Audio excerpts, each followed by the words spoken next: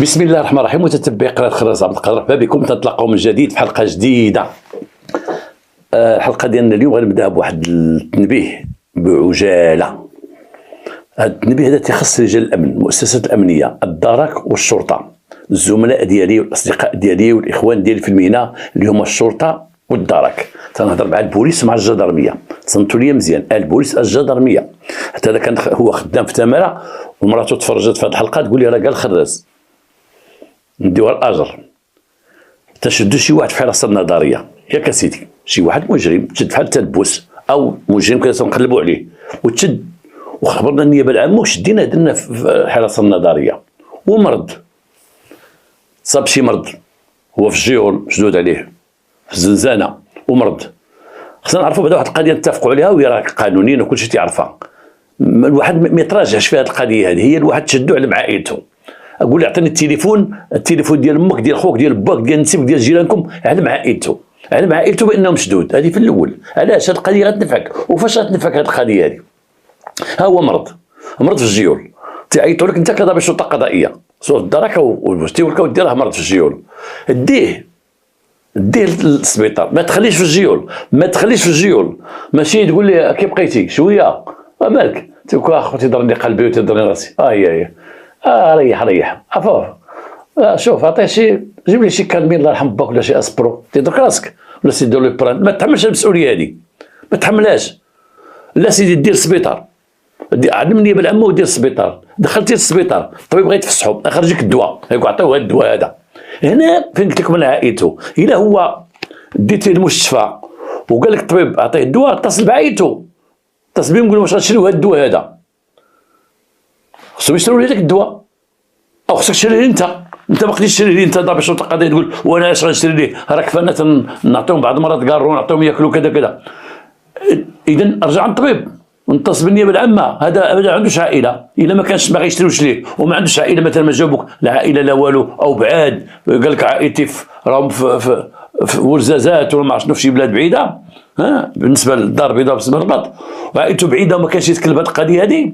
الا كانت شي دواء مثلا، شي دواء اللي تتساوي قلب من 50 درهم، يزعم الواحد كاع، يزعم كذا شرطه قضائيه يزعم مع صحابه يقول شري لي حيدو من الطريق وما عندوش. الا كان عنده فلوس وعنده فلوس في الجيول، ما كانتش تطلق وعنده فلوس محجوزات، نخرجوا النيابه العامه وناخذوا من دوك الفلوس اللي ديالو، ناخذوا شريو ليه الدواء اللي قالنا الطبيب. ما عنده شيء، ما عندوش عائلته وعنده الدواء واحد الكميه كذا، شوف مع الطبيب باش يخليه تحت الحراسه الطبيه. شوفوا مع الطبيب خبر النيابه العامه، يبقى خويا في السبيطار حتى ندوك من السبيطار للمحكمه ونتصنتوا في السبيطار، نمشيو نتصنتوا ليه تم.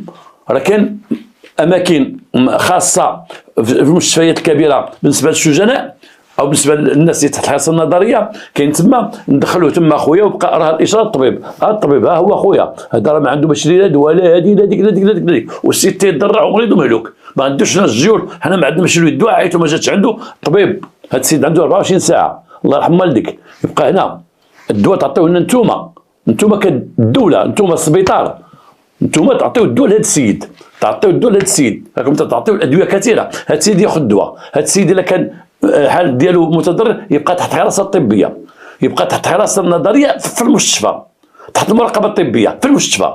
نعم غيكون معاه البوليس اللي حاصلين داكشي، يبقى في المستشفى باش نقولوا وقعت شي حاجه الا بقى حي دوز ديك الوقت ديال الحراسه النظريه 48 ساعه 24 ساعه اللي بقات ليه، نهزوه نديو المحكمه. من تم يستنى المحضر تم ونديو المحكمه، تحمل حتى شي مسؤوليه. وإلا كان المرض ديالو كثر المحكمه باش ما يتقدم شيء، اي يولي راه اشاره المحكمه هذه من جهه، ويبقى في الحراسه النظريه في المستشفى حتى يوقف على رجليه باش يستقبلوه في المحكمه.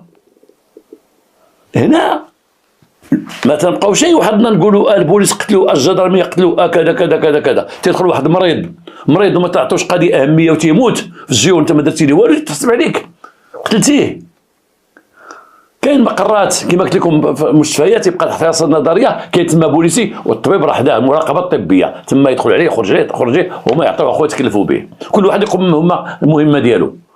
اما باش يقول لي الطبيب هذا راه ديتو ليه يقول لك راه مريض شرو ليه هذا الدواء ونجيبو تما يقول ليه شوف خليك غدا يتقدم صافي خليه حتى غدا ان شاء الله ويتقدم، ولا ما تكفي الليل ما تكفي ديك الليله وبقيت دير المحاسبه وجات لونكيت وقال لك فين ديتي السبيطار اش دار معك السبيطار عطيه لوردونونس فين لوردونونس ها هي وراه وصيتك البوليس قلت لي جا والديه قول لهم يشريو ليه هذا الدواء البوليس يقدم لك ما قلتيش لي والو خوتي حاجه والديه ما جاوش راه انت المسؤول انت الضابط المسؤول عليه انت اللي سليتي اللي بيدك انت اللي سليتي ورقه الوضع الحصه النظريه انت المسؤول عليه. اذا انا تنسمع بعض الاخبارات بعض المرات وليت نسمع بزاف هذه القضيه هذه الجدرميه داو ومات لهم تما وما داروا شيء البوليس فعلوا كذا ومات لهم تما قتلوه هذا سبب هذه المشاكل.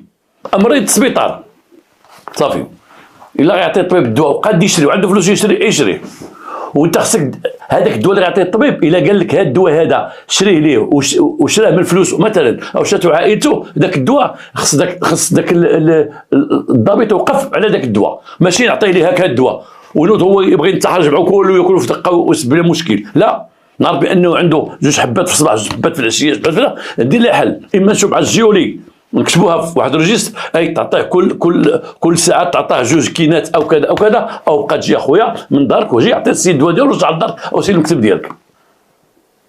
هذه راه مهمه القضيه هذه وتيغفلوا عليها بعض الضباط الشرطه القضائيه وتيغفلوا عليها بعض الدركيين تيغفلوا عليها وترجعوا الهضره ترجع على كتافهم. نتمنى بالله هذه الرساله توصل لهاد الزملاء ديالنا. انا ماشي تنفهم عليكم او تنوريكم هادشي تتعرفوه غير بعض المرات تيكون شي ترخوين من هنا تيوقع في مشاكل. ندوزو الحلقه ديالنا ديال اليوم. الحلقه ديالنا ديال اليوم واحد المراه ساكنه في واحد الابارتمون بوحدها، مراه ميسوره، مراه تعرفوها الناس الجيران بان لاباس عليها ولكن عايشه بوحدها. عندها واحد السيده خدامه تجي عندها خدامه تخدم عندها. هذيك الخدامه هذيك السيده كانت هضرت مع هذيك الخدامه قالت لها ما تجيش واحد اليومين ما تجيش وتفوت يومين اجي عندي انا غيجي عندي شي ضيف وكذا وكذا وكذا وكذا. قالت لها انا ما باغيش تجي. قالت لها اخرى واخا. هذيك السيده مشات دوزت يومين جات دقات في ديك الدار السيده لانها كما تقول هي عندها الساروت ولكن ما داتش الساروت معها. دقات عليها ما جاوبتها شيء بقات تدق ما جاوبتها شيء. تاكدت السيده بانها كانت خلات الساروت عندها نسات الساروت اللي عاطيها خلاتو تما في الدار ما بقاش باش تدخل. قالت هذه باقا مسافره. دوزت شي يومين اخرى جات عاوتاني تدق ما كاين والو ما كاين شيء. قالت هذه مشات شي بلاصه وما تجاوبش في التليفون ما تجاوبش في التليفون. تتعرفها هي تتسافر تمشي 5 ايام وترجع 6 ايام وترجع تمشي لمراكش وترجع تمشي للتاونات وترجع تمشي هنا ترجع كاين العائله ديالها. والسيده دوزت سيمانه جات غير هي دقات في الباب خرجوا عندها الجيران تما الناس. قال لها السلام عليكم. السلام لاباس بخير. قالت لها جيتي عند هذه قالت لها راه كاين شي ريحه خانزه حاشاكم شي ريحه خايبه تتعطى من الدار سالتو الناس اللي ساكن قراب ليها. قالت لها راه كنا بغينا نعيطوا لك ما عندناش التليفون ديالك راه الريحه بدات البارح. اي دوزت 5 ايام وبدات الريحه صافي دارت 7 ايام ولات الريحه بزاف. قالت لها الريحه راه بزاف واش عندكم شي لحم هنا مخلينو خانز عندكم شي حاجه؟ قالت لها ما مخلي حتى شي حاجه وما كاينش شي حاجه في الثلاجه اللي غتخسر. الله يرحم والديكم نعلموا البوليس ياك ما السيده ميته لداخل عفوا ماشي البوليس الدرك الملكي.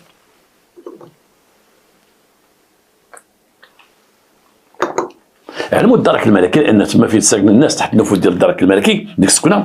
علموا الدرك الملكي جاو لعين المكان علموا النيابه العامه فتحوا الدار تيلقاو السيده مقتوله مضروبه بطعنات بسكين ومقتوله. تيقلبوا في الدار تيديروا المعاين ديالهم لاحظوا بان هناك القتل ربما من اجل السرقه لان واحد الكفر ديالها محلول الماريو ديالها محلول الحوايج مشتين في الارض. اذا اللي دخل قتل وسرق اي جاء من اجل القتل. ولكن هذا السيد اللي جاء عندها ودخل عندها تعرفها لانه الباب ما مهر الشاي ولا هذا الباب مسدود بالساروت ومن خرج هو الباب بالساروت او هي هذا اللي قتل. الباب دخل من الباب عادي يمكن حلت لي هي وخرج ساد بالساروت قدام معاه الساروت ما كاينش تما. على اين بدا البحث شمل هذيك الخدامه ديالها، بداو بها الدرك الملكي، جيرانها بوانتاوها شكون هي هاد السيده هادي، كيفاش تعيش بوحدها، شكون اللي تيجي عندها، شكون كذا كذا كذا. بقى البحث طويل. انا جمعت هذا البحث كامل، هذا البحث كامل اللي عندنا في هذه المسطره هذه، جمعت هذا البحث كامل، ولكن باش نقول هذا قال هذا قال هذا قال، كنت غادي نبدا القصه من الاول. جمعت المحاضر، كل واحد اش تيقول، الجيران قال فلان قال فلان قال السمسار كان كذا قال هذا، وغنبدا لكم من الاول. هاد المراه ما ساكناش في ديك الحومه اللي هي تقتلات فيها. هاد المراه واحد النهار جات عند واحد السمسار، جات عند السمسار هي واحد السيد عنده واحد الطوموبيل مرسيدس اللون احمر ديالها قرونه كما تيقول السمسار. جاو عند السمسار هي وياه، السلام عليكم السلام، قال لي بغينا شكرا يكون مزيان. قال لهم السمسار اودي كاينه واحد الدار، واحد لابارتمون مزيانه مولاها في الخارج، هاد مولاها شراها وقادها وصوبها وداكشي، وفيها شي اتات تما داخل، وكان تيجي مره في العام تيجلس فيها هذاك الشهر 20 يوم ويمشي، ولا تيجي على عامين عاد تيجي. هو صاحبي قال لهم تيجي على عامين يجلس وعاد يمشي. هذاك صاحبي قال لي يا ودي هاد الدار غير مضيع فيها انا كنت تنجي على عام، تنجي على عامين، بعد ما 3 سنين ولادي ما بقاوش تيبغيو يجيو، ولادي عايشين تما برا، ولاو تيسافروا لاماكن اخرى، عندهم ولادهم وعندهم كذا، ما بقى تيجي حد. انا بغيت نكريها. هذاك السمسار قال لي انا غنكريها، قال لي كنعرف كريها لي شي ناس معقولين، الله يعطيك الصحه، داري مصلوحه وداري مزيانه وهذا وبغينا ما خديش يصدع، وانت اللي تشد الكرا من عند دوك الناس وخلي لي الكرا ديالي. اتفقوا على هذا الشيء هذا. هذوك الناس من جاو عنده يكريو، هاد المراه وواحد الراجل جاو عند السمسار قال لهم الحكايه ديال اللي حكيت لكم على بان مول الدار هذا في الخارج وكذا وكذا وكذا وكذا، ووريهم الدار قال لهم تشوفوها.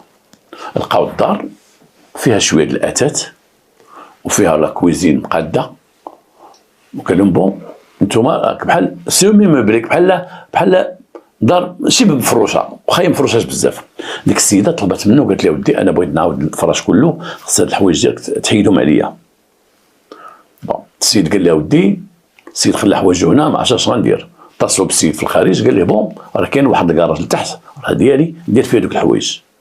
هبط الحوايج للكراج، وديك المراه سكنت تما.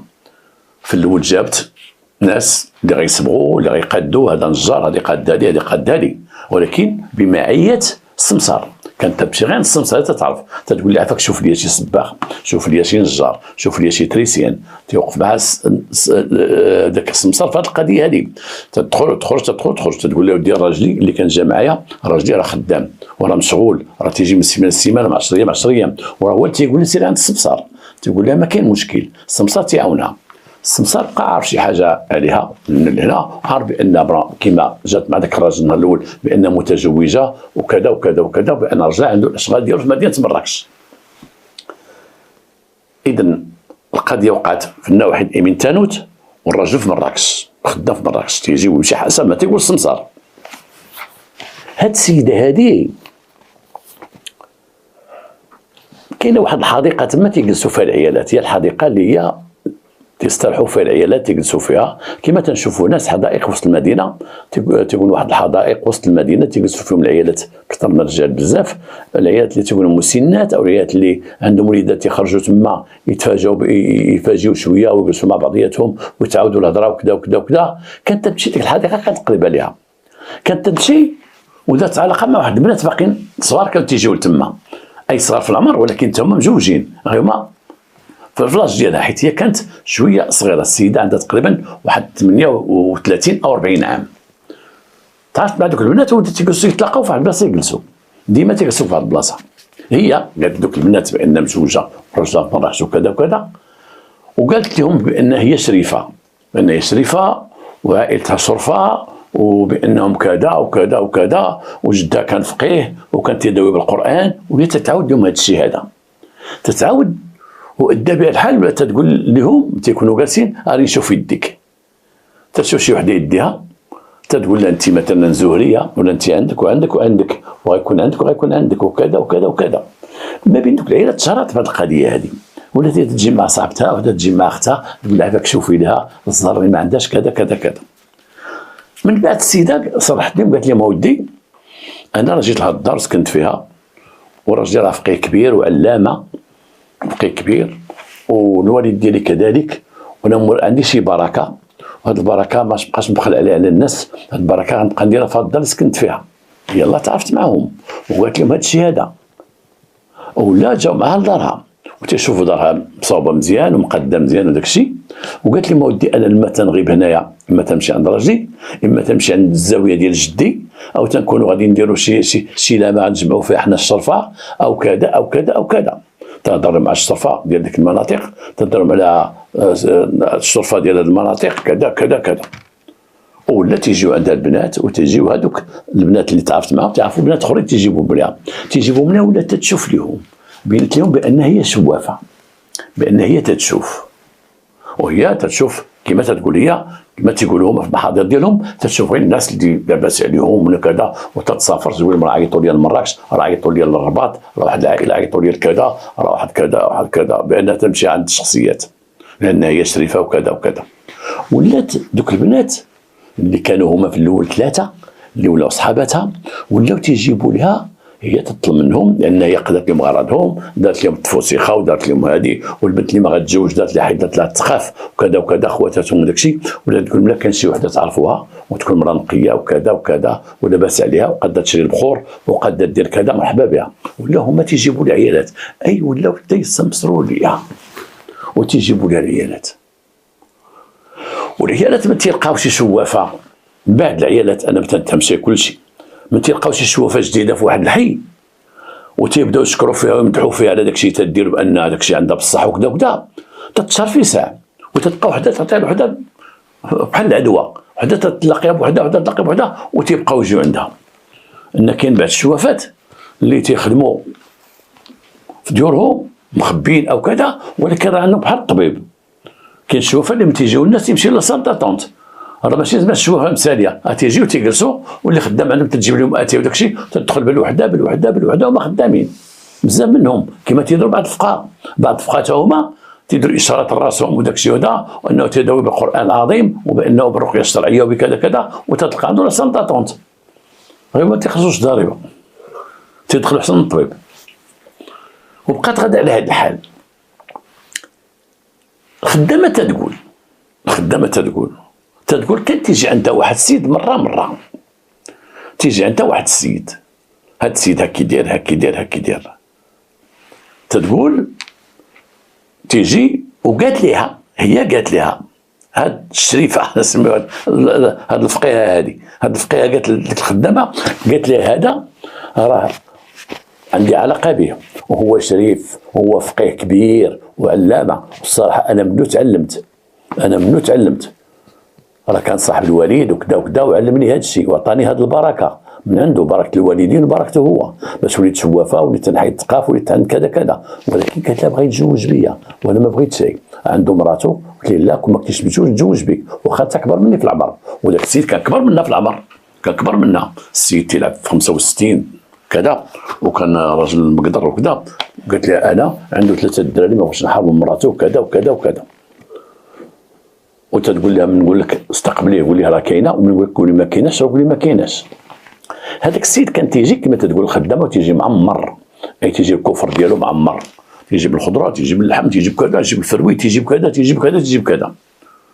ولكن هي هذيك تتوسل الخدامه تقول لها من يجي هو تقول لي غتباتي هنا، تقول لي غنبات هنا، تقول انا قالت لها تنقول لي بان الخدامه ديما تتبات معايا وكاكو تيجي، لما تيجي هو مره في الشهر ولا في شهرين لما تتسيق الخبر جا تتقول لها قولي غيبات هنا اتباتي هنا، الا بعد المرات يغفلوا ما تيجي لا غفلوا ما تكونش الخدامه تيبات تما.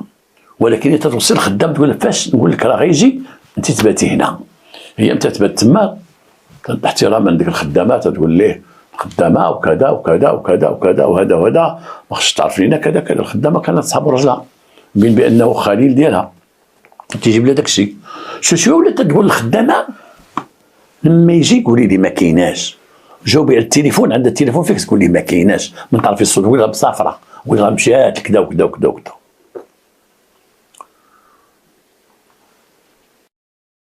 تتقول الخدامه بعد المرات كانت تيجلسوا وياه وكانت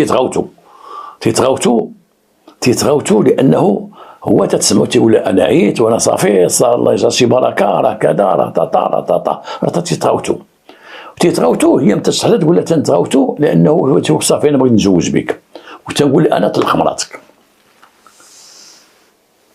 تتقول الخدامه بانه جا واحد النهار وما لقاش السيده ولقى غير الخدامه، بصح ما كانش هي، ودخل لان ما لقات كيدير يدخل وجلس وبقى تيعاود ليها وتيبكي. قال لها انا راه نقول لك الصراحه انا راه عطيتها فلوسي وما خدت ما درت معاها وخلصت لها الكرا ديال العام لهاد الدار وانا اتت وانا ندير شحال من عام وانا معاها وما بغاتش تتزوج بيا وانا تنبغيها وانا غير حماق وانا كذا وانا طاطا وانا طاطا وانا طاطا. وتيقول الخدامه قال لها انا طلقت مراتي، ها الطلاق انا طلقت، جبت لها الطلاق قالت لي لا انا عندي ما غنتزوج واحد السيد قدي في العمر، انت اكبر مني ما نتزوجش بك، بغيتي تجي عندي مره اجي ما بغيتيش الله يعاونك. هذه دابا خرجت عليا انايا وطلقت المراه وخرجت لها الصوائر وخلصت. قال الخدامه تيقول لها انا عندي القهوه فلوس القهوه كلها اللي دخلته واللي تنصرفوا عليها عاد النفقه ديال المراه. قال لي هاد الهضره هذه لما جات هي قالت لها الخدامه قالت لها رجع لها فلحت تدخل عليا وانا كنت نجمع الدار تدخل دق حليت الباب في الباب وجا بقى تيبكي وقال لي قالت لي شوف ما تبقيش تستقبليه كاع صافي صرت على النبي انا غيجي غندير معاه نهار، انا غيجي عندي غندير معاه نهار غندير معاه صافي والله جا عندي تندير معاه نهار ونعاود نعيط ليه للبوليس ما يجيش عندي ما يقربش عندي. هذه هضره ديال الخدامه. الجيران كانوا تيسمعوا شويه عن المناوشات، الجيران طلعوا الهبوط ديالو تعرفوا بانه رجله حسب ما تيقول الجيران حنا تنصحبوا رجله تاع الطوموبيل تيهز خضره تدخل هذه هي تقول لهم انا راجلي وانه راه في مراكش خدام تما وكذا تبين بانه ماشي رجلها ما عنده مع العقد لا والو، طلق من اجلها وكذا وكان تيبغيها بزاف وتيحبها لواحد الحد اللي خرج مع الغوات وخرج مع الصداع وداك الشيء حتى صرحت لي كما قالت الخدامه وقالت لي انا غنتزوج واحد السيد في عمري قد العمر ديالي. هذا هو حد ديال الاخبار ديال الخدامه، هادشي اللي عندها في اخبارها، ما حضرت لا هذاك دابزو معها ولا تخاصم معها ولا كذا. البحث اللي داروا الدرك الملكي على التراث ديالها والجناب ديال القضيه وهنا بحثوا بزاف ما لقاوش شي واحد مشكوك فيه الا ديك خينا. ولكن شكون هو هاد خينا ومنين غيدوز هاد خينا هذا؟ البحث كان كبير ديال الناس ديال الدرك اللي عندهم هاد القضيه، كان البحث كبير. وهنا تنقول البحث في واحد جريمه القتل، وانا خدمت لبريكاد كريمينال وخدمنا في جرائم القتل بزاف وخدمنا مع ضباط وخدمنا مع عمداء وخدمت مع ناس كانوا دي بيجيست، ناس واعرين في لابيجي تعلمنا منهم في ذاك الوقت. لان تنقول انا الشرطه القضائيه فهي مدرسه، والشرطه القضائيه راه تتعلم باش يكون واحد او بي جي تيتعلم، راه ماشي بحال الامن العمومي بحال الدائره تمشي تخدم في الدائره تتعلم دير محاضر دير هذه لا، الشرطه القضائيه فيها تتعلم دير محاضر كبيره، فيها تعلم تبحث تعلم دير وتكون دوك اللعابه عندنا مثلا دوك الضباط اللي تيكونوا عندنا معلمين ولا العمداء المعلمين بحال السي حلمي العربي الله يذكره بخير طول عمره، بحال السي تباع الحمدوشي الله يرحمه. الناس هادو كانوا لعابه بحال عندنا لعابه كبار معروفين في المغرب وما كثر ما كانش هذا كاين بزاف ولكن كانوا معروفين. نقدروا حنا نعرفوا واحد في الرباط عندهم فلان، في كازار عندهم فلان، في لابريكاد فلان كانوا شوهدين تيكونوا معروفين. فاس كانوا الناس تعرفهم، انا كانوا فاس كانوا واعرين في البحث. منهم الوالي الان ديال فاس اللي كان والي الان ديال فاس كان رجل لابيجي وخدمنا معاه شي اعمال وكان تيبحث سي الوليدي كان بحث تيعمق في البحث، راه ماشي جا ودار والي كان او بيجيست تيبحث. وكاين بعض الضباط اللي مثلا تيبحث في واحد القضيه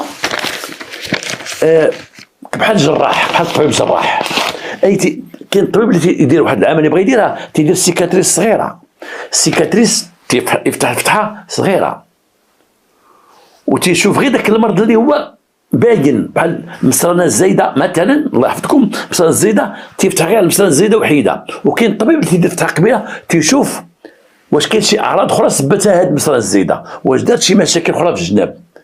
كان تيفتح لي على واحد المرض وتيشوف جناب واش هذا المرض ما داع شيء، ما مشى شيء، ما اثرش على كذا، ما اثرش على الكلاوي، ما اثرش، تيقلب. وهذوك اللي تيكونوا اطباء تيجرحوا جرح كبير وتيقلبوا، انا تنفضلهم وتنقولها، تنهضر مع بعض الاطباء تيقول لك هذوك سون دي بروفيسيونيل، لانه تيقلب ماشي حتى اليوم ندير واحد العمليه على واحد العضو مريض ونقادو نحيدو ومن بعد تلقى داك دار لي مشاكل هنا وهنا وهنا وهنا، ما فتحش مزيان باش يشوفها. هكا كانوا بعد لي زوبيجي تيفتحوا تيبحثوا بحث كبير معمق، ما تيبحثوش غير حول الضحيه، عائله الضحيه المقربون، تيمشيو يبحثوا بزاف. كان سي تبع الله يرحمه في هذا الدار هذا، وواحد شبيه له هو السي احمد الزاكي الله يرحمه، مات الاسبوع اللي فات الله يرحمه. كان استاذ ديالي هذا، هما اساتذه بجوج، خدمت مع السي تبع مع السي احمد الزاكي الله يرحمه الله يرحمه. وتنطلب الله مع الناس اللي تيعرفوه يطلبوا لي الرحمه في هذه الليله هذه وفي هذا النهار هذا.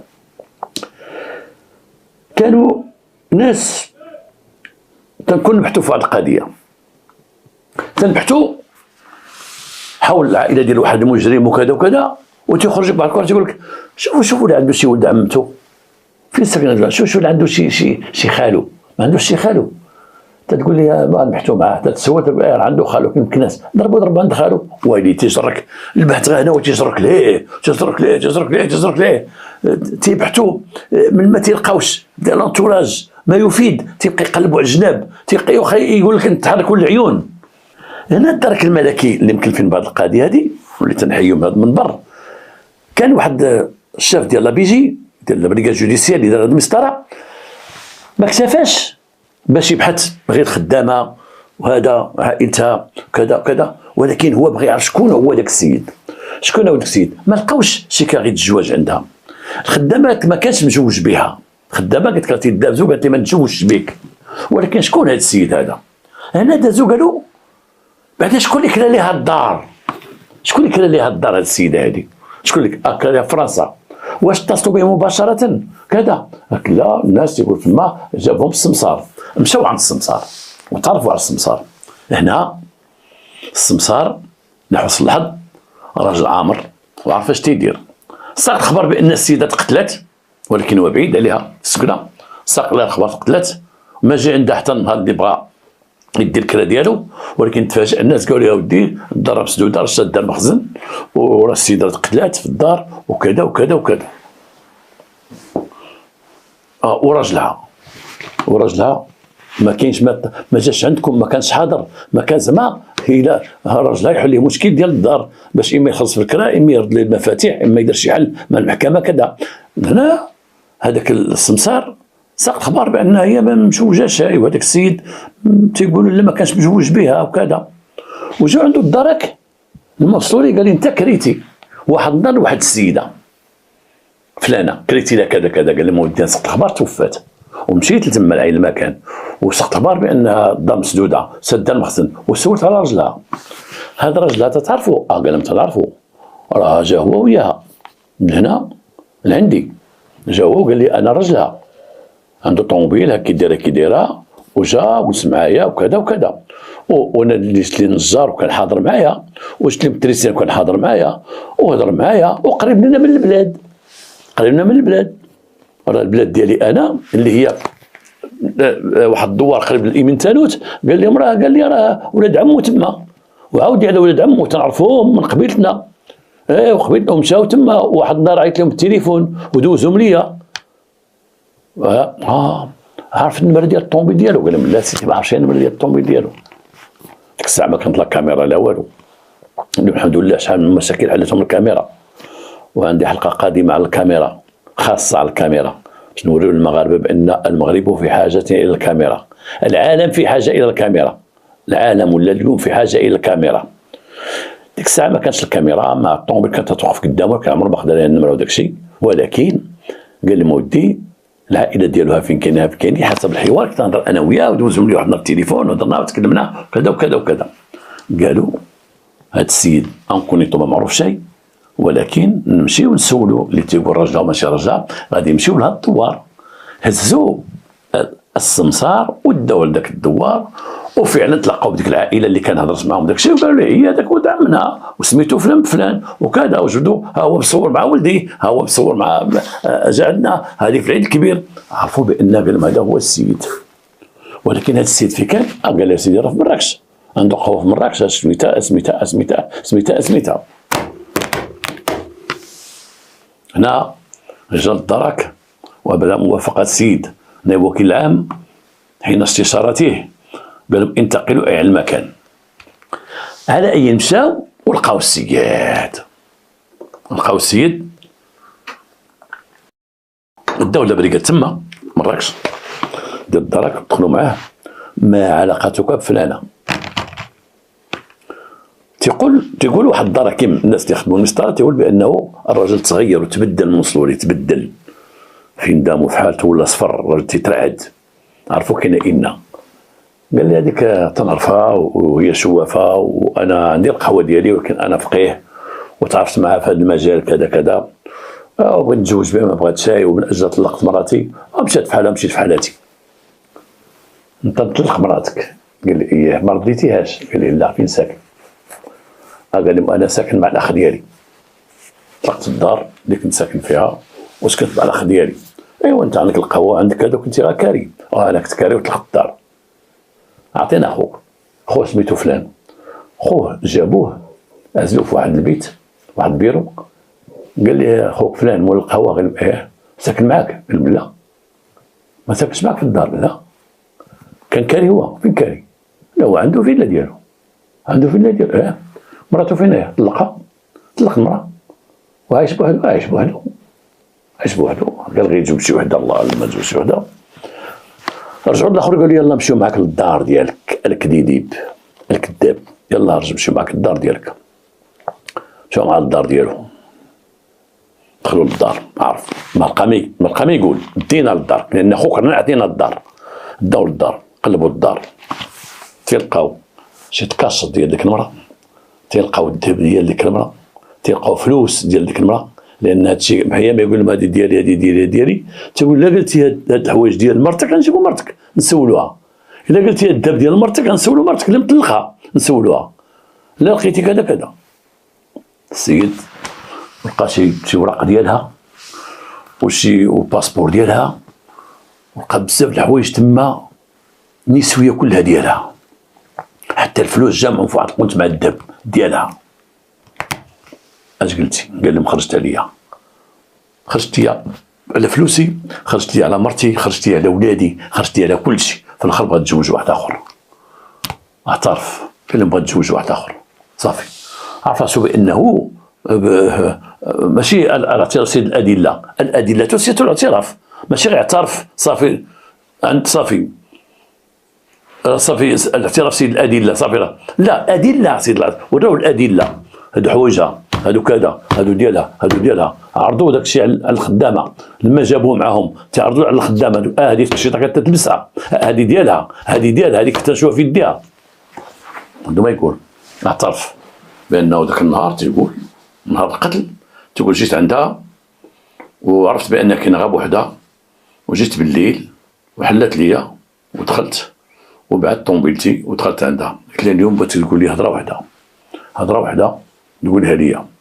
وانا ذاك النهار جيت صار وفات لي ما قلت لكمش بانه هي الوقت اللي كانت مقتوله كانت واحد قرعه الويسكي خاويه محطوطه فوق واحد الطابله. قال بانه جيت تنشرب بالفقصه وبتما دارت فيا ودخلت عندها للدار ودخلت وجبت قرعه الويسكي عطاتني تنشرب انا وبقيت تنشرب وتنتفاهم معها. قلت لها ديري شي حل. قالت لي انا ما عندي ما ندير حتى شي حل، انا صافي وما تبقاش تجي عندي. عافاك السيد راه ولا تيجي عندي لا غيتزوج بيا. هنا انا كنت موجد في ديك الليله اما تكون ديالي وتزوج بيا اما تموت. ولكن قالت لي السيد راه غيجي عندي وكذا. شديتها وضربتها وقجيتها وهبطتها وذبحتها وقتلتها وطعنتها وهنا قلبت في الدار وجمعت دوك الفلوس وجمعت الذهب وجمعت الحوايج كاع اللي عندها مزيان نقيين. وليت تنخرج بشويه في الليل تندير الطوموبيل ترجع وداك الشيء لقيته عندي. وبهذا الشيء هذا انتقمت منه. واعترف بما نسب اليه جمله وتفصيلا. عالم ديال الشوافه وديال الفقيه، والفقيه هو علمها الفقيه، علمها داك الشيء مع هو تيدير داك الشيء الفقيه علمها الشقافه ما الشقافه والكذوب والتبربيص والحراميات، وطلق مرته من اجل شوافه فاسقه، عجباتو طلق مرة ب3 الدراري وتابع ديك المسخوطه وغادي في ذاك الاتجاه، خرج على كل شيء، خرج عليها وخرج على راسو وخرج على وليداتو اللي غيبقاو، رغم انها طلق من المراه ولادو ديما غيقولوا بانا بانا بانا، بغا يسوا على باهم لقاو لا راه مضروب بالمؤبد. ان السرقه القتل مقرون بالسرقه، غيضربوه بالمؤبد، غيضربوه بالاعدام. يعلم الله الحكم، انا ما عرفتوش كاين باش غيتضرب، غيضرب المؤبد والاعدام، لان القتل مقرون بالسرقه او السرقه مقرونه بالقتل، ما يفلتوش. نتمنى من هذه الحلقه تفيدكم وتعجبكم، والى حلقه قادمه ان شاء الله.